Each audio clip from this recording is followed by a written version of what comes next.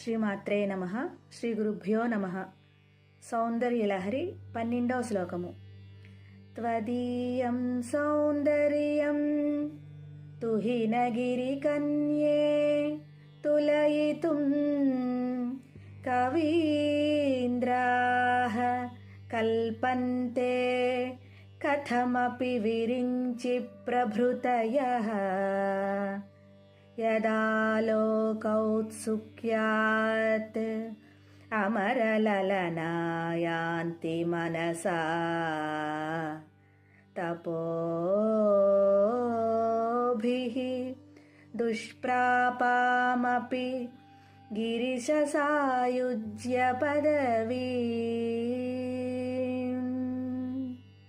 తాత్పర్యము: ఓ హిమవత్పర్వత రాజపుత్రి పార్వతి, నీ శరీరం యొక్క అవయవ లావణ్యమును సరిపోల్చి నీ చక్కదనానికి సాటి చెప్పడానికి బ్రహ్మ మొదలైన కవిశ్రేష్ఠులు సైతము సమర్థులు కాలేకపోతున్నారు. వారికి నీ సౌందర్య వర్ణన వీలు పడటం లేదు. ఎందుకంటే బ్రహ్మ సృష్టించిన అతిలోక సౌందర్య రాశులైన రంభ, ఊర్వశి, మేనక, తిలోత్తమ మొదలైన అప్సరసల సైతము నీ సౌందర్యంతో కొంచెము కూడా సాటి రాలేక తపస్సుల చేత కూడా పొందలేని పరమశివుని సాయుధ్య స్థానాన్ని తమ మనస్సులచే పొందుతున్నారు. అమ్మవారి సౌందర్యము ఒక్క శివుడికే అవగతమవుతుంది. ఇతరులకు దాన్ని తెలుసుకోవటం సాధ్యపడదు. కావున అప్సరసులు తాము శివుని వలె అయినచో అట్టి అవకాశం లభిస్తుందని తప్పించారు.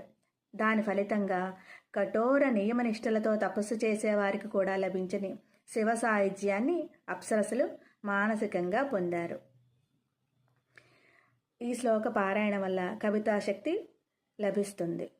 శ్రీమాత్రే నమః.